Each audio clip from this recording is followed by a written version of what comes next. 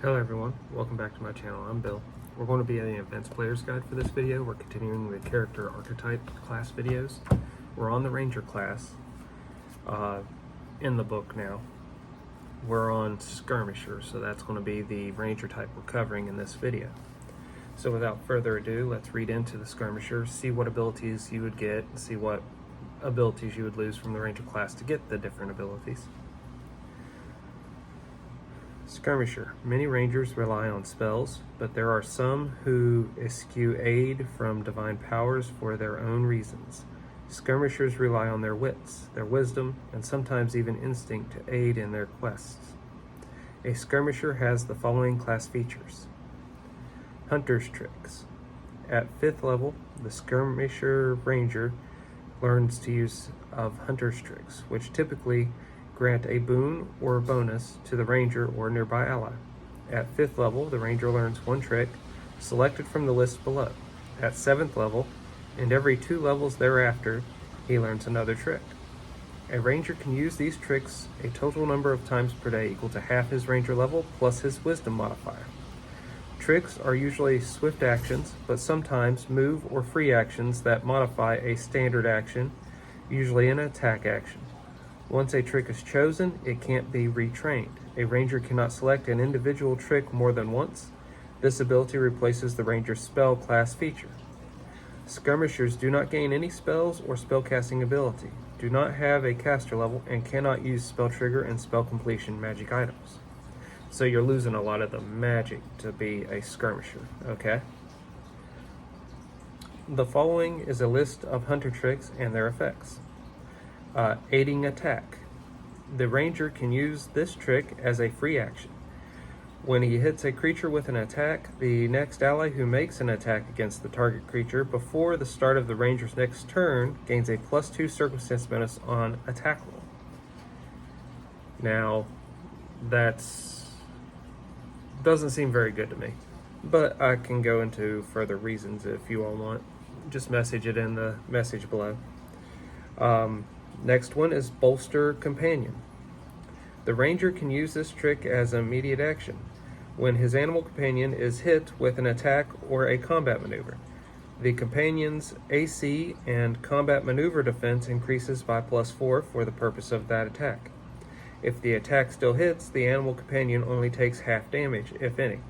The animal companion must be able to see and hear the ranger to benefit from this trick. Catfall. The ranger can use this trick as an immediate action when he falls 20 or more feet, ignoring the first 20 feet to fall when calculating the fall damage.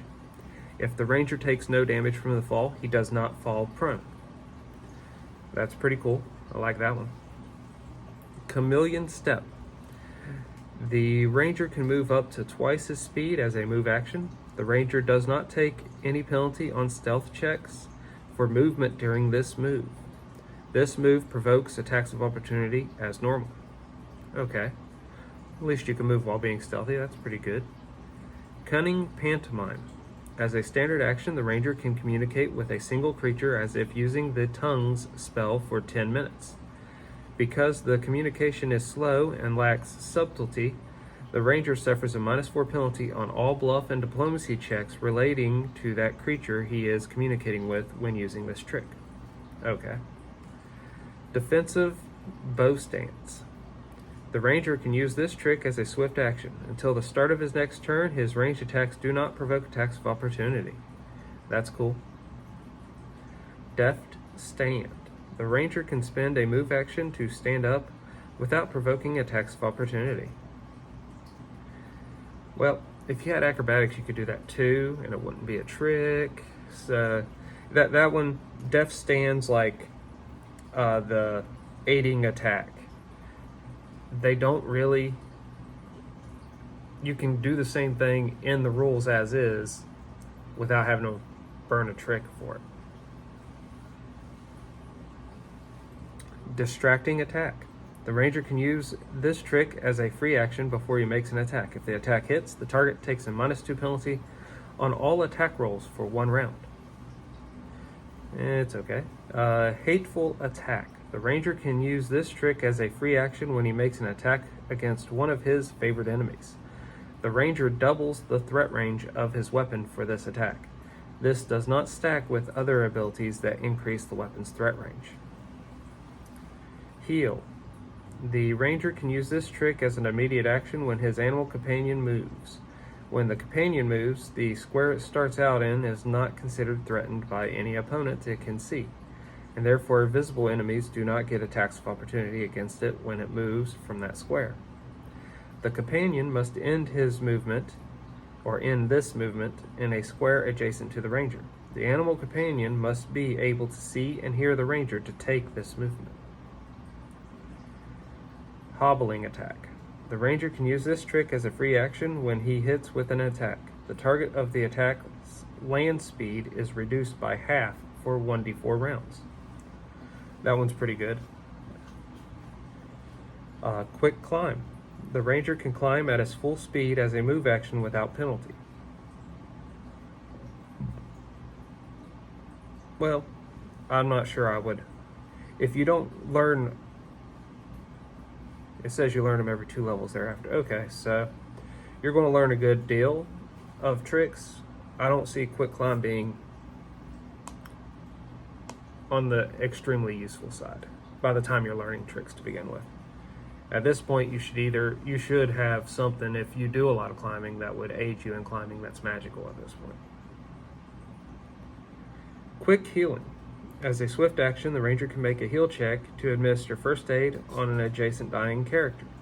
Alternatively, the ranger can administer a potion to an unconscious character as a move action. Other than it being a swift action for the heal check, you can do both of those in a turn anyways. So there again, another one where I'm not agreeing with these abilities. Quick swim. The ranger can swim at his full speed as a move action without penalty. If you do a lot of stuff around water, like your adventures taking you a lot around water, that can be very useful. Ranger's Counsel. As a swift action, the ranger can grant all allies within 30 feet that are within line of sight and can hear him a +2 bonus on skill checks with a single skill of his choice. The ranger must have at least 1 rank in the chosen skill. The bonus lasts for 1 round. That one's okay. Rattling Strike. The ranger can use this trick as a free action before he makes a melee attack.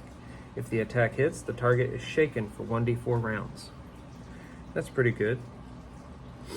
Second Chance Strike. When he misses with a melee attack, the ranger may re-roll his attack at a -5 penalty. Using this ability is an immediate action. That can be very beneficial because there's a lot of situations where a second roll will turn out a hell of a lot better than the first. Sick 'em. The ranger can use this trick as a swift action. His animal companion makes 1 melee attack against an adjacent creature. The animal companion must be able to see and hear the ranger to make this attack. So you're given an extra attack. That can be useful. I'm just trying to think that one through. So your animal can fight normally on its own. Then you can use your trick to make it attack again. Meanwhile, that was just a free action or swift action. So you can then make your own attacks. So that's pretty cool. That would get you an extra attack in. Skill Sage. As a free action, the ranger can roll twice on any one skill check and take the better result. He must have at least 1 rank in that skill to use this ability. That's a good trick. Stag's Leap. As a free action, the ranger can attempt for a running jump without moving 10 feet before the jump. Okay, well that's unique, but I wouldn't say that's overly great. Surprise Shift. The ranger can move 5 feet as a swift action. This movement does not provoke attacks of opportunity and does not count as a 5-foot step. That's interesting. That one would be tactically interesting. Tangling Attack. The ranger can use this attack as a free action when he makes an attack. If the attack hits, the target is entangled for 1 round. Depending upon how the tangling's being done, I could see if you could get them entangled in something like a cape or something, I could see that only lasting around. But if you hit them with a net, which it's not describing, it's describing you do something to them to cause them to be entangled. So, okay. Trick shot.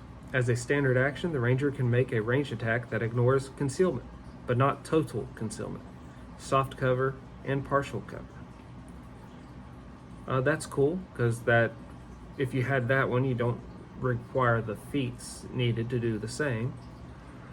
So I can see that being useful. Excuse me. Uncanny senses. As an immediate action, the ranger gains a +10 insight bonus on perception checks for 1 round.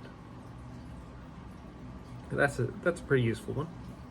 Upending strike. The ranger can use this trick as a free action just before he makes a melee attack. If the attack hits, he may make a free trip combat maneuver against the target. Vengeance strike.